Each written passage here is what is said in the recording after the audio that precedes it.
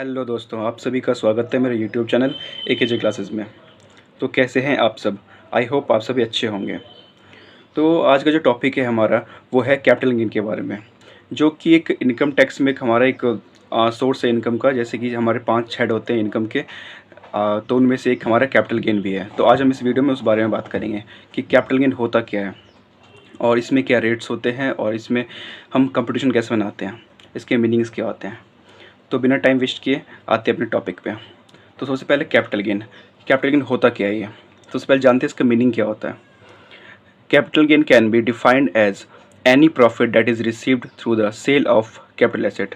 ये बोल रहा है कि जो भी हम कैपिटल एसेट को सेल करते हैं उससे होने वाला जो प्रॉफिट है हमें, उसको बोलते हैं हम कैपिटल गेन। सपोज़ मैं आपको एग्जांपल दूं, सपोज़ हमारे पास लैंड एंड बिल्डिंग है। सपोज़ एक बिल्डिंग थी जो हमने 50 लाख रुपीज़ में खरीदी थी और उसे हमने 1 साल बाद या 3 साल बाद उसे हमने 90 लाख रुपए में बेच दिया। तो सर जो हमारा जो डिफरेंस आया 40 लाख रुपीज़ का, वो हमारा कैपिटल गेन है। और बेसिकली और भी चीज़ें होती हैं जिसमें ऐड होती हैं इसके कंपटीशन में, वो हम आगे डिस्कस करेंगे। बट मैंने आपको थोड़ा सा ओवरव्यू ले लिया कि जो 40 लाख रुपीज़ है वो हमारा कैपिटल गेन है। तो बेसिकली हमें इस पर टैक्स पे करना होता है। तो that's called the sale of capital asset. अब बात करते हैं उसके बारे में। The profit that is received fall under the income category, therefore a tax under the income received tax need to be paid. The tax that is paid is called a capital gain tax. It can be either be long term और short term. Means sir जो भी हमारी income होती है, अगर वो income की category में फॉल होती है तो सर उस पर टैक्स पे होना है। और जो टैक्स हम इस पर पे करते हैं उस टैक्स को हम बोलते हैं कैपिटल गेन टैक्स। ओके, अब बात करते हैं कि कैपिटल एसेट क्या होती है। इसके बाद जैसे land, building, house property, vehicles, patent, trademarks, lease hold rights, machinery and jewellery are the few example of capital asset. मतलब जब हम इन चीज़ों को जब जब इनको ट्रांसफ़र करते हैं, इनको सेल आउट करते हैं, तो जो इन पे होने वाले हमें प्रॉफिट हैं, that's called a capital gain.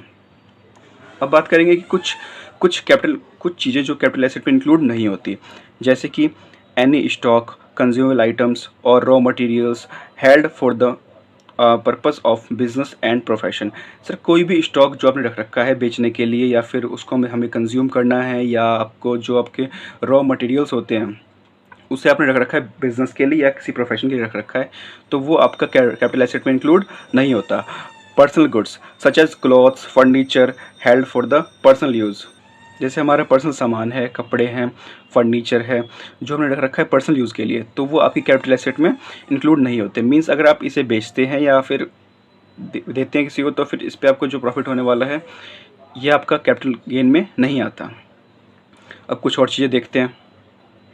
जो थर्ड पॉइंट है वो हमारा agriculture land in rural area. जो गांव दराज में, मतलब गांव वगैरह में जो हमारा लैंड होता है एग्रीकल्चर, जिसमें हम खेती वगैरह करते हैं, वो जो है अगर आप उसको सेल आउट करते हैं तो उस पर आपका कैपिटल गेन नहीं माना जाता और उस पर आपको कोई टैक्स पे नहीं करना।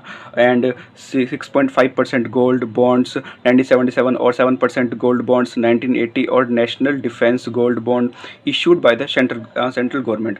जो ये सारे जो बॉन्ड्स हैं जो सेंट्रल गवर्नमेंट इशू करती है, अगर आप इनको बेचते हैं तो ये आपकी कैपिटल एसेट नहीं मानी जाती और इन पे आपको कैपिटल गेन टैक्स नहीं देना।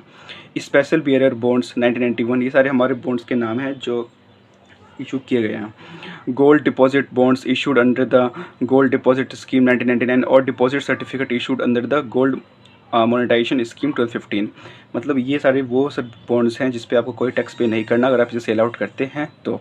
और जो इस पे आपको इंटरेस्ट मिलेगा, इन सब पे जो जितने भी इंटरेस्ट आप रिसीव करते हो वो हमारा एग्जेम्प्ट है, यानी इस पे आपको कोई टैक्स पे नहीं करना इस सेक्शन के अंडर में।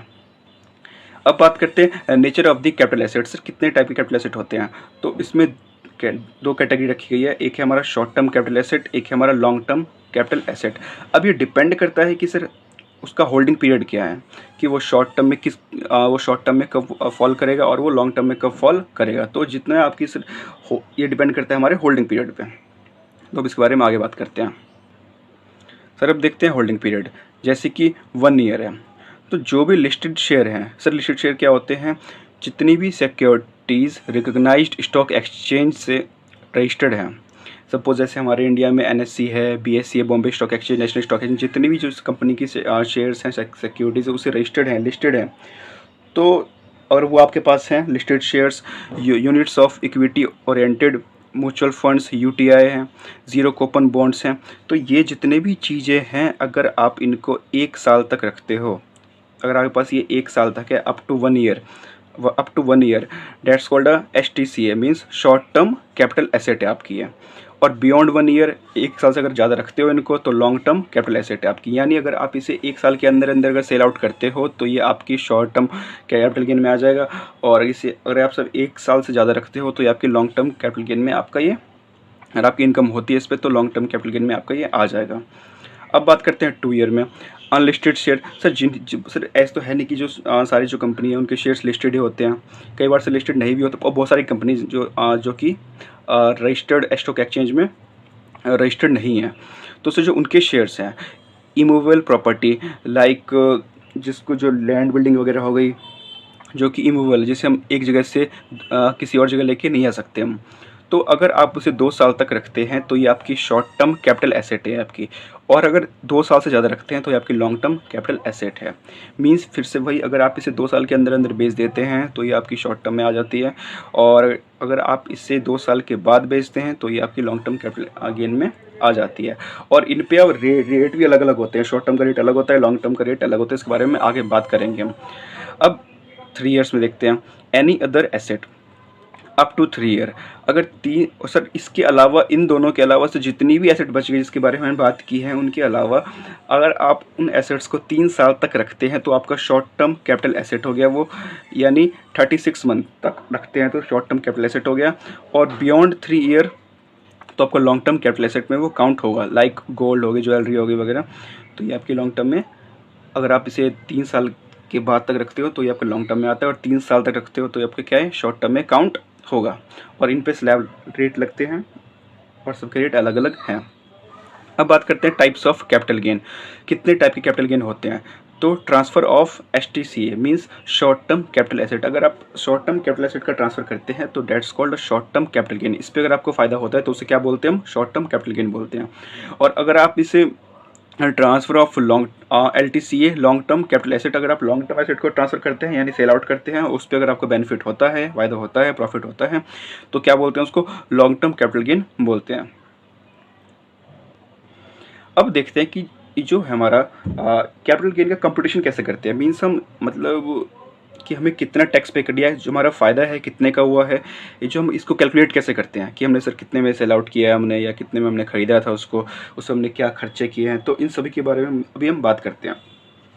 तो सबसे पहले जो हमारी वैल्यू आती है वो है हमारी full value of consideration, means sale value, जितने में आप बेच रहे हो। सपोज एक बिल्डिंग है, उसको आप 90 लाख रुपीज़ में बेच रहे हो, जो हमने सबसे पहले एग्जांपल लिया था अपना, सपोज ये 90 लाख का आ गया। उसके बाद उसमें से हम क्या माइनस करते हैं, expenses incurred in the connection of transfer like brokerage, paper work, यानी आपने जितने भी खर्चे किए हैं बिल्डिंग को बेचते वक्त, चाहे वो सर पेपर वर्क हो या ब्रोकरेज हो, जो कमीशन लेते हैं हमारे, ठीक है, आप उसको माइनस करते हैं जितना खर्चा आपका आया है। उसके बाद कॉस्ट ऑफ एक्विजिशन, मतलब आप ये आपकी परचेज़ वैल्यू है, जितने में आपने परचेज़ की थी, यानी 50 लाख रुपीज़ जितने आपने परचेज़ की थी आपने। उसके बाद है कॉस्ट ऑफ इम्प्रूवमेंट। सर ये क्या होती है, सर सपोज़ हमने एक बिल्डिंग खरीदी, उस पर सिर्फ वो 2 मंजिला मकान था, और हमने जब तक उसे रखा, मीन्स उसे हमने 1 साल तक रखा, 2 साल तक रखा, उसके बीच में हमने उसमें एक और जो मंजिला है वो बनवाया हमने उसमें, और उसकी जो मेंटेनेंस वगैरह उसमें खर्चा किया हमने। तो वो जितना भी खर्चा आता है उसको बोलते हैं हम कॉस्ट ऑफ इम्प्रूवमेंट बोलते हैं। क्या बोलते हैं उसको, कॉस्ट ऑफ इम्प्रूवमेंट। तो आप इसको भी माइनस करते हो इसमें से। उसके बाद जो आपकी वैल्यू निकल के आती है तो that's called a short term capital gain या लॉन्ग टर्म कैपिटल गेन। मैंने अब पहले बताया आपको, ये डिपेंड करता है हमारे होल्डिंग पीरियड पे, और जो होल्डिंग पीरियड होता है मैंने आपसे तुरंत अभी डिस्कस किया है अभी। तो इसके बाद जो हमारा डिफरेंस अमाउंट बचता है, ये क्या होता है, हमारा कैपिटल गेन होता है। सर सपोज़ इसमें जो हमारा था, जो हमारी वैल्यू है, सपोज़ हमारी इसमें जो 90 लाख रुपीज़ है, उसके बाद सर हमने इसमें खर्चा कर दिया, इसमें हमने 5 लाख का खर्चा यहाँ कर दिया एक्सपेंसेस, और हमारे जो हमारा एक्विजिशन था वो 50 लाख रुपीज़ था, और जो हमारा कॉस्ट ऑफ इम्प्रूवमेंट है हमारा वही 5 लाख का है। तो सर 90 लाख में से आप इन तीनों को माइनस कर दोगे। सपोज़ 5 लाख, 10 लाख, अब 50 लाख, मीन्स कितना हो गया, 60 लाख हो गया। अब 90 लाख में 60 लाख माइनस कर दोगे तो कितना बच गया हमारा, 30 लाख रुपीज़ बच गया। यानी जो आपको जो ये डिफरेंस अमाउंट मिल रहा है, तो ये आपका क्या है, ये आपका कैपिटल गेन है आपका ये, और इस पर आपको सरकार को टैक्स पे करना होगा। ओके, अब इसके रेट्स क्या होते हैं और भी चीज़ें होती है, इंडेक्सेशंस वगैरह होती है, जैसे कि ये है, in case of long term capital asset index cost is unconsidered. अब इंडेक्स कॉस्ट क्या होती है, इन सब के बारे में हम अगली पार्ट 2 में बात करेंगे। अगर आपको ये वीडियो समझ में आई हो, अगर आपको लगता है कोई भी डाउट है तो आप मुझे कमेंट सेक्शन में बताइए, और ये वीडियो आपको पसंद आई हो, आपके घर काम आई हो, तो मेरे चैनल को सब्सक्राइब करें, लाइक करें, कमेंट करें और अपना साथ दें। जय हिंद, जय भारत।